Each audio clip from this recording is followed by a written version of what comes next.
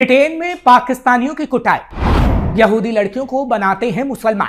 अभी हाल ही में हमने ब्रिटेन की आपको खबर बताई थी कि कैसे मुसलमानों को खदेड़ा जा रहा है। से एक खबर आई, बहुत ही छोटी सी खबर यह थी कि जो इस्लामिक जानवर हैं यहां पर, उन्होंने सोचा कि चाइना को तंग करना है। बीजेपी क्या मोडस ऑपरेंडी है, क्या तरीकाकार पकड़ती है, वो एक बिल्कुल सेपरेट सवाल है। यानी हिंदुस्तान पाकिस्तान साथ था तब तो इस तरह के फ्लड वगैरह जो आजकल आ रहे हैं वो शायद नहीं होते होंगे। हर जगह हाउसिंग स्कीम्स बना दी हैं, हर जगह पानी का कहते हैं लोग रास्ता रोक दिया है। ब्रिटेन में अब सबसे पहले पाकिस्तानी मुसलमानों की कुटाई हो रही है, क्योंकि ब्रिटेन में पाकिस्तानी लड़कियों को मुसलमान बनाते हैं, अपहरण करते हैं और यहां तक कि उसका दुष्कर्म तक किया जाता है। कि जो शिंजियांग के जो जानवर हैं इस्लामिक, ये दुनिया भर में कोई भी कॉन्फ्लिक्ट होगा वहां जाकर लड़ाई करेंगे, वहां पर ट्रेनिंग लेंगे और वापस आके बोलेंगे हमने अब यहां पर भी इस शरीयत लगाना है। यानी कि ये जो इविल है, ये जो वायरस है पूरे दुनिया का, इस्लाम, इसको खत्म करना पड़ेगा। क्योंकि कि तब्दीली पॉलिटिकल पार्टी लेके आती है, मौलवी साहब तब्दीली नहीं लेके आ सकता। गेट विल्डर्स का जो ट्वीट था उसमें साफ कहा कि दीज आर पाकिस्तानीज, और वेस्टर्न मीडिया में भी कई सोर्सेज से आ रहा था कि दीज आर पाकिस्तानी। और प्रेसिडेंट शी जिनपिंग, उन्होंने एक ऑर्डर दे दिया, नो मर्सी ऑन इस्लाम। कि मौलवी ने ये बात जो की है, ये एक पैरेलल इंडिया के अंदर स्ट्रक्चर है जो खड़ा है। और ये आपको पता है, उलमा जो मौलवी हैं ये समझते हैं we are above constitution, above state. ये पाकिस्तान में भी ये मसला है। इन मुल्कों में जिन सोसाइटी के लोगों ने टेररिज्म का इस्तेमाल किया है, उन्हीं के societies have suffered a lot. अब देखिए जो इस्लामोफोबिया फैलेगा ऑस्ट्रेलिया में, और इसका सिर्फ मुसलमानों को नहीं, सारे ये मौलवी जो हैं, जो जिस तरह का निजाम ये चाहते हैं या जिस तरह की सिचुएशन ये पैदा करना चाहते हैं, that is not acceptable here in Pakistan. तो ये तो कहते थे कि जी इजिप्ट में मुस्लिम ब्रदरहुड और बांग्लादेश के अंदर जमात इस्लामी और पाकिस्तान के अंदर जमात इस्लामी, और हम एक बड़ी रियासत बनाए। जमात इस्लामी उस वक्त का क्या चाहते थे वो? दोस्तों, क्या आपने कभी सोचा है कि जिन देशों ने सालों तक दूसरों को मानवाधिकार और सहिष्णुता का पाठ पढ़ाया, आज वही देश खुद सामाजिक संतुलन की नई चुनौतियों से जूझ रहे हैं। यूरोप और खासकर ब्रिटेन में जनसंख्या बदलाव, आप्रवासन और सांस्कृतिक समन्वय को लेकर बहस अब सिर्फ अखबारों तक सीमित नहीं रही, बल्कि सड़कों से लेकर संसद तक पहुंच चुकी है। सवाल यह नहीं है कि कौन सही या गलत है, असली सवाल यह है कि जब विविधता बढ़ती है तो क्या समाज उसके साथ तालमेल बिठा पाता है? इसी सोच को समझने के लिए वीडियो के आखिर तक बने रहिए, क्योंकि सच्चाई शोर से नहीं तथ्यों से सामने आती है। किसी मुसलमान ने फ्रंट डोर से बाहर निकलने की बजाय बैक डोर से बाहर निकल गया, तो ये बोझ है दुनिया के ऊपर। वायरस है, चाइना इनको वायरस बोलता है कि दे आर वायरस। वो वायरस को यूज कीजिए और फेंक दीजिए। और साथ में इन्होंने वोकेशनल ट्रेनिंग सेंटर खोल दिए। दुनिया बोलती है कॉन्सेंट्रेशन कैंप है, यस वो कॉन्सेंट्रेशन कैंप्स हैं। और चाइना बोलता है ये हॉस्पिटल है माइंड का, कि दिमाग को सीधा करने का हॉस्पिटल है। 1-1 साल लगता है, इनको टॉर्चर किया जाता है अच्छी तरह से। और वहां पर इनको सिर्फ करना क्या है, पनिशमेंट दी जाती है और रीप्रोग्राम किया जाता है माइंड को। आप जाते हैं अंदर उगर मुसलमान और बाहर आते हैं चाइनीज सिटीजन बनकर। क्यों? क्योंकि अंदर आपको मैंडरिन सीखनी पड़ेगी, अरेबिक भूलनी पड़ेगी, और पॉलिटिकल जो आपकी एफिलिएशन है, कभी ये भी बोलते हैं, कभी बोलते हैं हम अरबी हैं, कभी तुर्की हैं, कभी मुगल हैं, कभी चंगेज खान हैं, वो भूलना पड़ता है इनको।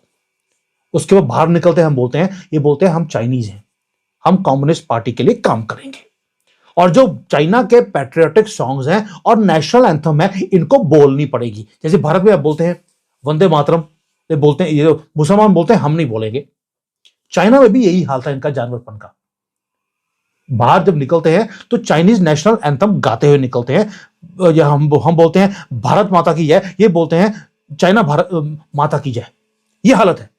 और ये अपने जो इसका जो लूल्ला है, जिसको ये फॉलो करते हैं, उसको मां बहन की गालियां निकालते हुए बाहर निकलते हुए दिखाई देते हैं आपको।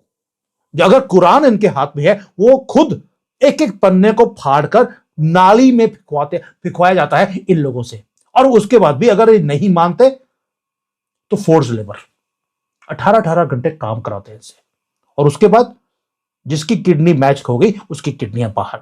काम भी करवाया, किडनी निकाल ली और भेज दिया 72 हॉर्स के पास जो वेट कर रही है इनकी।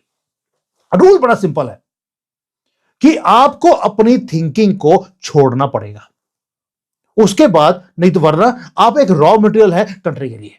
बस कंप्लायंट बन जाइए, चाइनीज सिटीजन की तरह रहना शुरू कर दिए, क्योंकि आपने चूज किया है चाइना में रहना, वरना आप कंट्री के लिए एक रॉ मटेरियल है। अब उसके बाद ब्रिलियंट मूव, ये तो हो गया आपका माइंड को वॉश करना।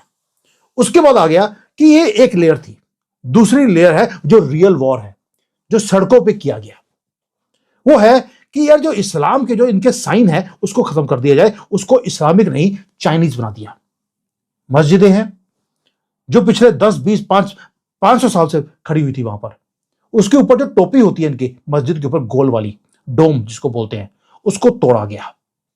जितने मीनारें थी बनी हुई वो सारी रिमूव कर दी। अरेबिक में चीजें लिखी हुई हैं या इसमें उर्दू में लिखी हुई हैं, उसको दीवारों के ऊपर से स्क्रैप किया गया और कन्वर्ट किया गया चाइनीज में। और फिर जो मस्जिदें हैं उनको या तो नचवाने गाने के लिए शुरू कर दिया, क्योंकि वो इनके बैन था, उन्होंने बोला इन्हीं को वहीं पर नचवाते हैं, या पब्लिक टॉयलेट बना दिया, कैफे बना दिए या म्यूजियम बना दिए, टूरिस्ट का सेंटर बना दिया। एक था इस्लाम, ताकि लोग हंसे इनके ऊपर।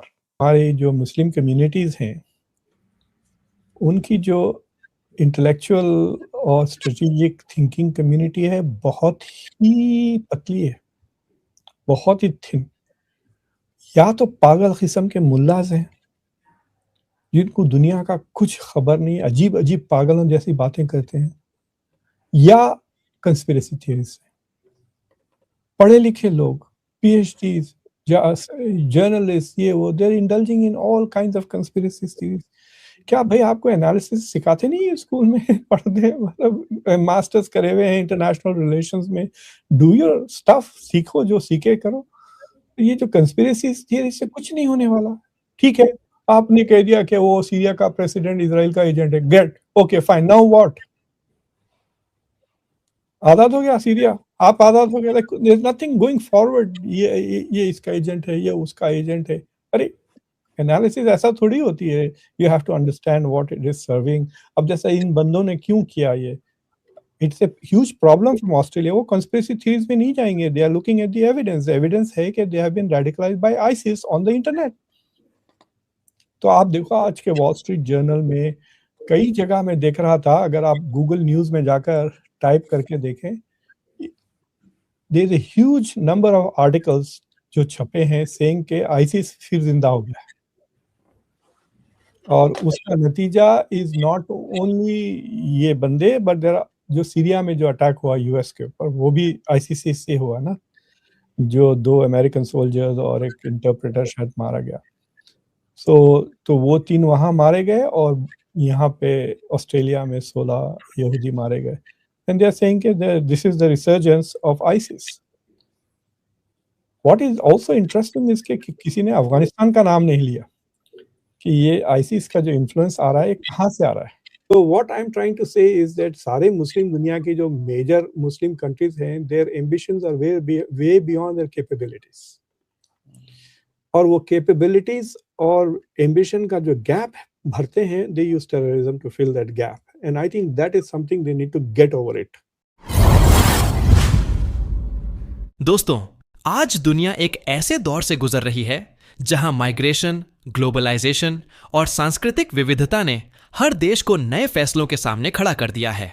ब्रिटेन और यूरोप में जो बहसें हो रही हैं, वे सिर्फ किसी एक समुदाय तक सीमित नहीं हैं, बल्कि यह सवाल उठाती हैं कि किसी भी आधुनिक लोकतंत्र में सामाजिक संतुलन कैसे बनाया जाए, जब अलग अलग पृष्ठभूमि से आए लोग एक ही शहर, एक ही सिस्टम और एक ही संसाधनों पर निर्भर होते हैं, तो चुनौतियां आना स्वाभाविक है। सरकारों की जिम्मेदारी होती है कि वे कानून, शिक्षा और रोजगार के जरिए सभी नागरिकों को समान अवसर दें, ताकि टकराव नहीं बल्कि सहयोग की भावना बने। मीडिया में अक्सर चीजें या तो बहुत बढ़ा चढ़ाकर दिखाई जाती हैं या फिर अधूरी जानकारी के साथ पेश की जाती हैं, जिससे भ्रम पैदा होता है। यही कारण है कि किसी भी अंतर्राष्ट्रीय मुद्दे को समझते समय हमें भावनाओं से ज्यादा तथ्यों पर ध्यान देना चाहिए।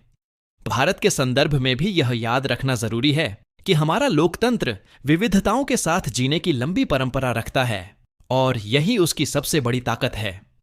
दुनिया आज यह देख रही है कि कौन सा देश अपने सामाजिक ताने बाने को समझदारी, संतुलन और संवैधानिक मूल्यों के साथ संभाल पाता है।